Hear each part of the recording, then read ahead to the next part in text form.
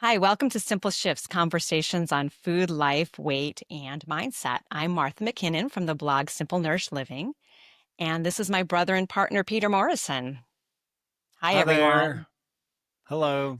So today we're continuing our conversation, kind of our deep dive into the book Mindless Eating, Why We Eat More Than We Think, by Brian Wansink. But before we dive in, here's the question. What's new and good in your world?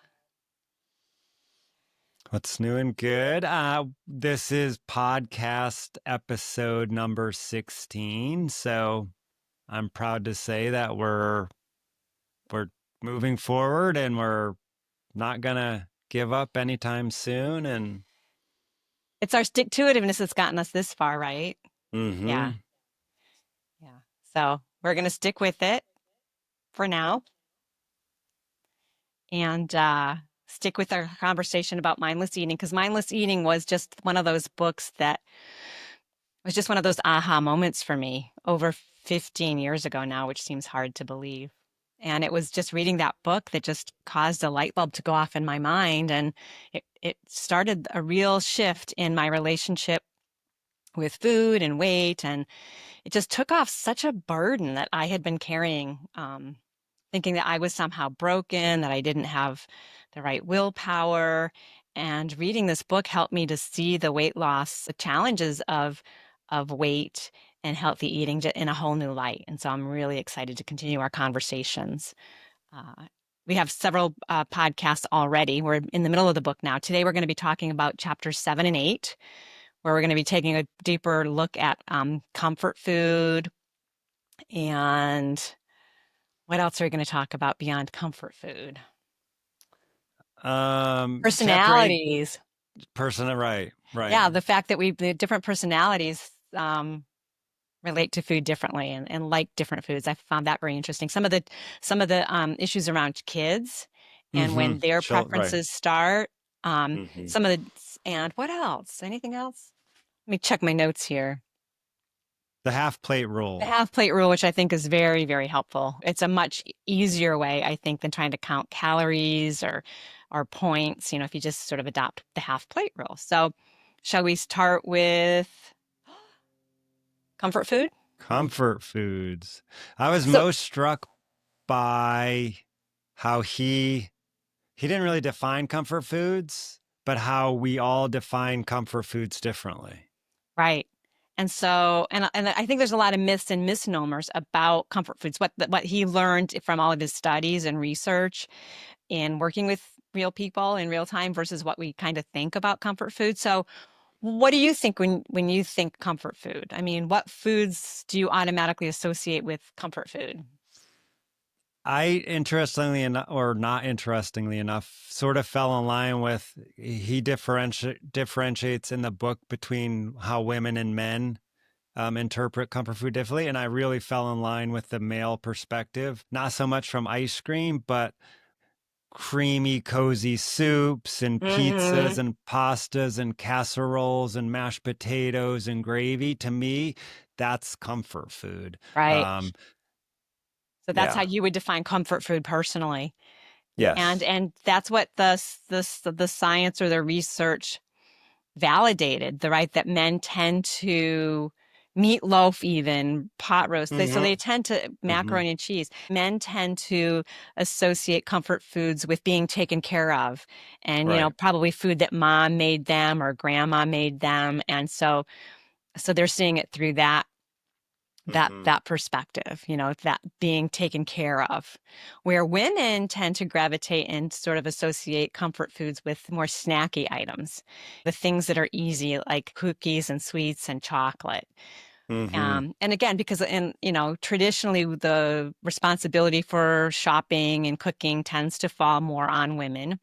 And so it kind of makes sense that in their mind to be comforted would be to be something just easy, right? Convenient. It Right. doesn't take a lot of work, just open the package. So that was an interesting find. And then a lot of us think too that comfort food, we turn to comfort food when we're sad or depressed or for those kinds of reasons. But the research showed just the opposite, that we tend to reach out for our comfort foods in times of celebration, when we're feeling like we deserve it, when we're feeling happy, good, when we're celebrating. So that was something that I think was sort of a myth that got sort of broken. But also, I was found it interesting how when you're happier, the comfort foods tended to be more pizzas, steak, um, So, those types of foods. Where when you're sad, you tended to go for the cookies, the potato chips. right. Um, So your choices become sort of healthier health. the happier you are. And I am a Mm-hmm. big proponent of get happy.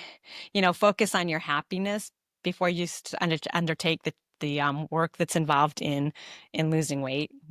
That it's a lot easier when you're in a really good state of mind, and that sort of plays out. That when you're feeling good, when you're happy, that choices get easier. So he had some advice around comfort foods in terms of trying to, and he said our preferences are often set early, right? Because we associate them with homecoming, family, having your needs met, and that they can change over time too. I mean, they're Mm-hmm. not locked in. That a comfort food that you loved as a kid um, could shift, as you age. And then the other thing I found interesting was his talk around the fact that in order for the comfort food to be satisfying, it really had to tap into your expectation. It had to taste and look like you remembered it from your past.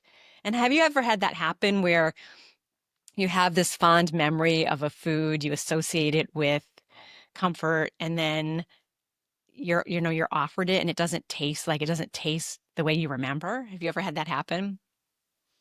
Um, Probably nothing's coming to Nothing's mind, but I coming. I do remember in the book he mentioned, I think it was meatloaf. Uh-huh. Like it was prepared in a big baking dish, and it's like, well, that's not. Mom used to make it in a 8x5 loaf pan or something, Right. and So suddenly it's like, right. And so that happens a lot, I think, in your relationship, right? Where mm, somebody had a favorite food, a comfort food, maybe that mom made growing up, and then a girlfriend, a spouse tries to, what's your food? Meatloaf. And somebody makes you meatloaf, and it's like, but that's not the right meatloaf. That's not the way I remember it. So it's not going to satisfy you because you had an expectation, you had a vision, a taste in your mind. And that's when the search for that perfect recipe starts, right? Going back through your files. And that happens, periodically. We have a few recipes on our site that date back to recipes from old Maine cookbooks, that mom had made through the years. And every once in a while, there'll be a comment shared to say, that's the recipe that I've been looking for eons, mm-hmm, because it just, mm-hmm. it just evokes, childhood somehow.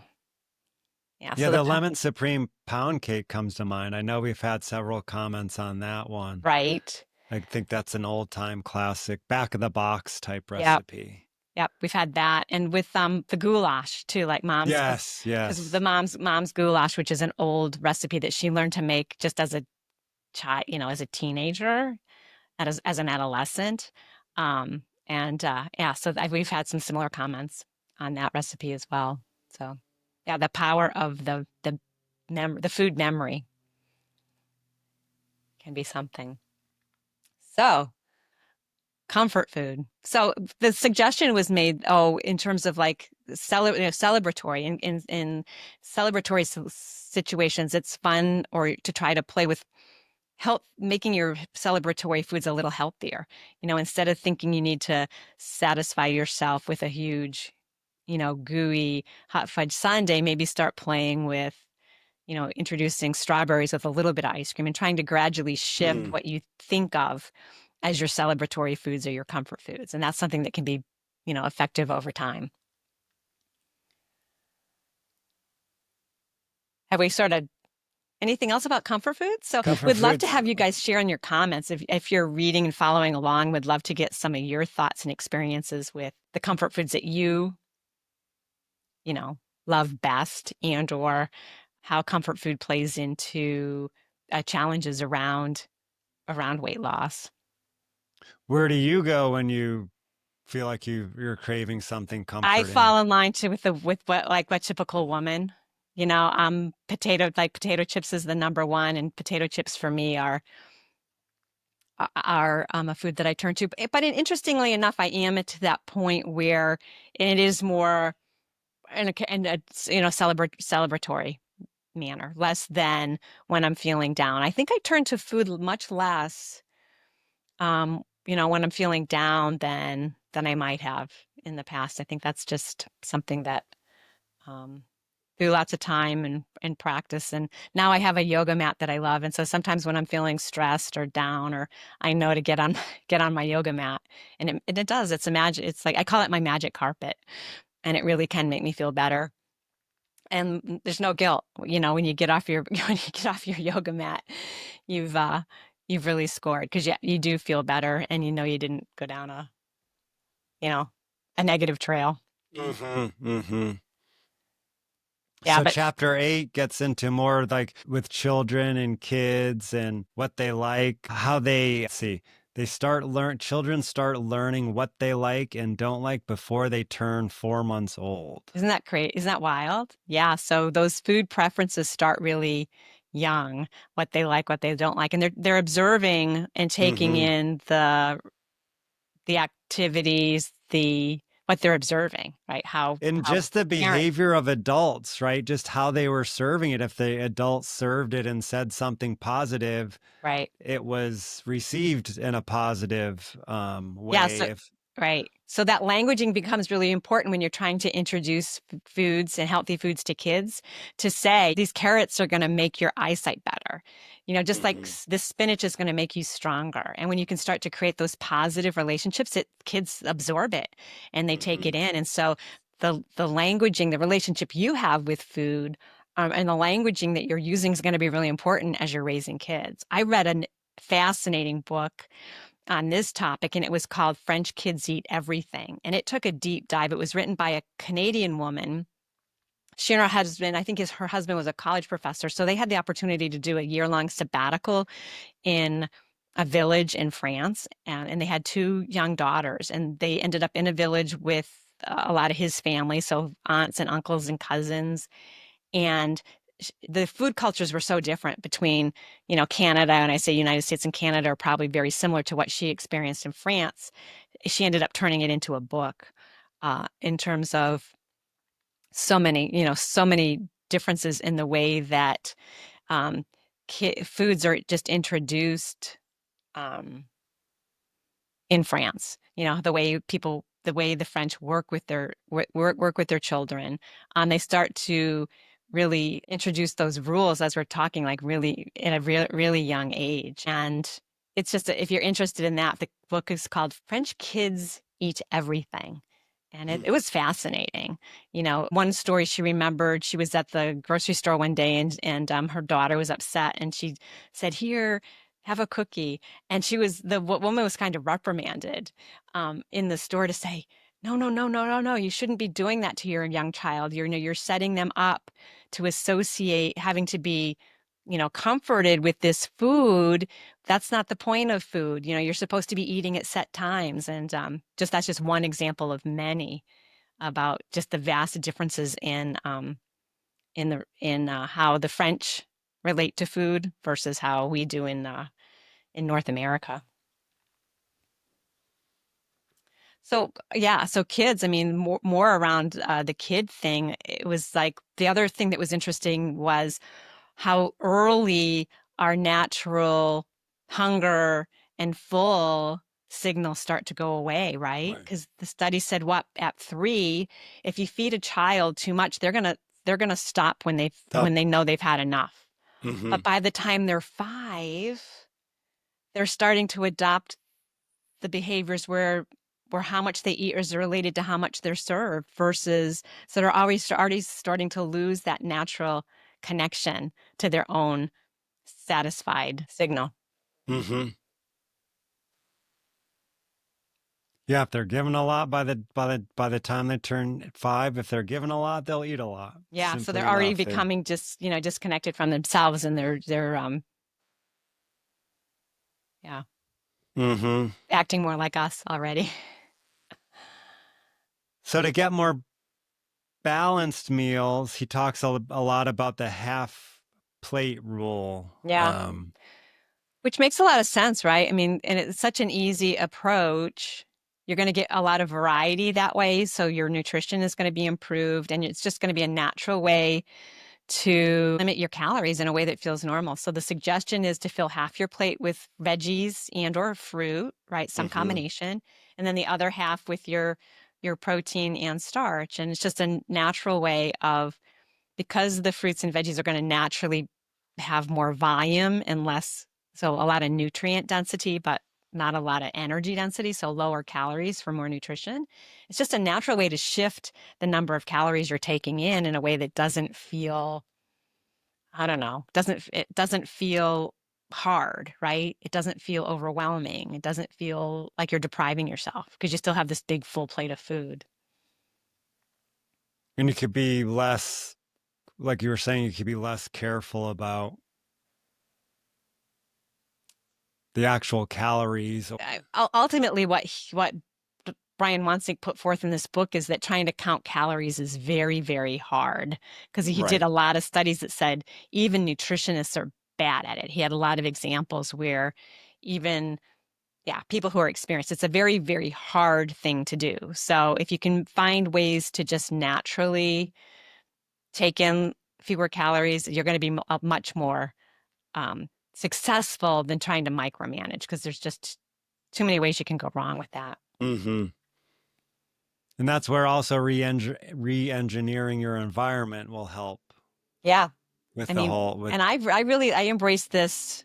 I took this to heart, and my environment has shifted immensely, and it's an environment that just works. I mean, because it takes away. It's like, why wouldn't you, when you think about it, why wouldn't you want to set up an environment that supports you versus works against you? It's just a mm-hmm. much kinder approach to life. And you have to think about all the environments where that you might have to consider. So do you remember some of the environments he talked about? Of course, your home, your kitchen, but he talked about like your desk, depending on Mm-hmm. where you're working. What other your car, like if you Car. have a tend to like eat in the car, you'd have to think about that environment. So we're whatever the environments in which you do a lot of eating, you're going to have to think about those how you might re-engineer those spaces to be more supportive. And just again, when we go back to the earlier chapters, there's just a lot of discussion around clearing away the food, um, especially the foods that you don't want to be overindulging in. Just you gotta get them out of sight, out of mind. They've got to be tucked away in places where you're apt to forget about them. And the foods you want to encourage, like the fruits and veg, it's like, how can I make them more accessible? And a lot of times taking a little time once a week to do some meal prep can be huge, right? If your vegetables are already washed and already cut up, it's much more likely that you're going to open the fridge and grab them than if you have to, dig into the vegetable drawer and start, peeling and chopping. So there's a lot of little things you can do that will really support you. And I've just found that like the whole meal prep and having food ready to go is just integral to success. If there's hard boiled eggs in the fridge, if there's maybe a tuna salad made up, if there's quinoa cooked, which I Mm-hmm. did this week, and in there, I mean, and you have these foods that you can just kind of mix and match and assemble. It makes feeding yourself in a nourishing way just so much easier than having to just open up and start from scratch. Here's a funny little story that it's not anything I didn't do as a result of this book. Actually, it was something I did a while ago. I was in the pantry looking for something, and I had a jar of Nutella which I bought for a recipe or something, Mm-hmm. and it's not nothing that we eat regularly, but I mean I like it, and a little bit here and there, but so it's in the pantry and I knew it was in there, but I had some large plastic cups, which were just sort of taking up space. So I turned the cups upside down. So it sort of, it was over the Nutella jar. Uh-huh. So I knew the Nutella was in there, but I go in there multiple times a day and I don't really think about it. And then Right. for some reason, I picked those cups up recently and I'm like, oh yeah, I just totally forgot it was even in there. But I just kind of chuckled to myself thinking, hmm. Out of sight, out of mind really works. Right. And it's still, the jar is still like half full or, wherever it is. So, Right. Where how different is it if every time you go in to do something, it's it's there? staring at you, Yeah, right? twice a Like, day if you're going into like I have to go in to grab the dog food or this or that, and if you're seeing it, it's like, oh yeah, mm-hmm. have a spoonful of Nutella. Yeah, And so right. it's really powerful. Yeah, and like I said, and it feels easy. Mm-hmm. You don't. It's like if you don't see it, you really don't think about it.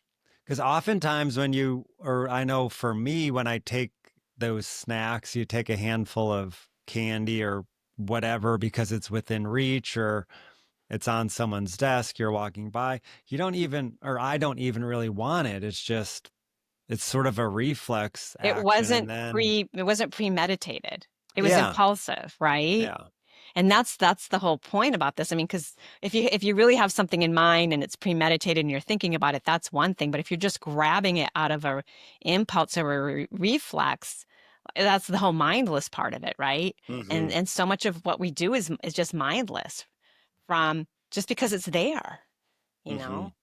I mean, and that's, I mean, I found when I shifted away and started working at home versus working in an office, with that got better too, because the break rooms in offices can be danger zones. And you're going in to get coffee or this or that, and then, there's cookies out, there's stuff you wouldn't even thought about, you know, the cookies, the this and that. It's like, oh, it's there. I'll grab one. Mm-hmm. And you wouldn't Mm-hmm. have otherwise. So all Yeah, those I ways. remember one office I used to work in I think it was every Friday, they would bring in bagels and cream cheese. Mm-hmm. And I've never, I mean, I'm just not I'm not a really a big breakfast person anyway, Mm-hmm. but just the fact that it's there, Right. And it's free. I don't know. it's just so weird. It's like you're not hungry, you're not, Right. but oh, there's a whole big tray of bagels and cream cheese. I better have Better have one, one of but those. Yeah. hmm Yeah. So if we can really just become aware of how influenced we are, because I think this is just an area that until you start to dive into it and start to read the research and see all these studies, you don't realize how many ways you're being influenced until you just take a look at it. Once you know, then once you have this awareness, then everything can shift and you can start seeing things differently. And you can start to see, oh, that's going to be you can pre-plan, right? That's going to be a landmine, or hmm how can I deal with this? How can I get somebody else to go fill my coffee cup? How can I walk in backwards with a blindfold, So yeah, so there's a lot we can learn about how to help ourselves and how to support ourselves once we understand. But you have to understand first, and that's why I'm excited to right. share everything from this book, just to say, there are easy ways to make this easier. So And I think it's important too to keep in mind we're not, or the book was not written from the perspective of doing this to deprive yourself or to, it was doing it to help the, what we were talking about earlier, the mindless yeah, snacking, the thoughtless eating when you're not even hungry. right. And how powerful that can be. And I think it's in the next chapter that we'll talk more about that, because he gives a lot of examples where we don't really appreciate just how much we could be benefited by cutting back here and there and making these little shifts. And you cut back 100 calories here, one less soda there, you know, half a bagel there. You're not disrupting your life. You're not trying to adopt some totally different way of eating or being. You make these little shifts.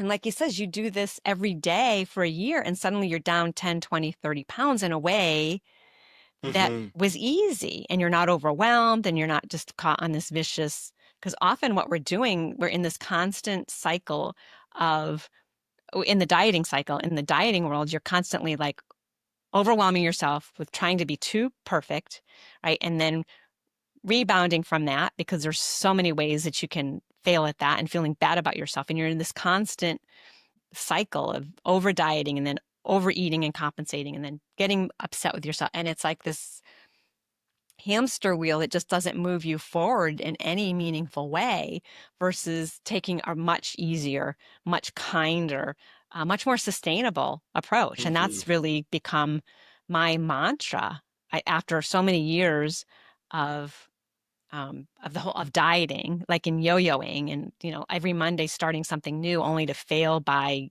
Tuesday, Mm-hmm. and just suddenly realizing that you could just adopt tiny little shifts over time and totally change your life.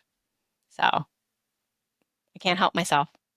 No, It's that's exciting. awesome. So Yeah. if you found this helpful or you liked it and think you might be able to share it with somebody, that would be wonderful. And um, Yeah, if this you'd is all new. like to, So please like, please subscribe, please help motivate us to keep right. going. Please encourage us so that we don't give up too soon. We don't want to do that. So we'll be back in our next episode just to kind of wrap up the last few chapters in mindless eating. And if you want to see earlier chapters, you'll see those here on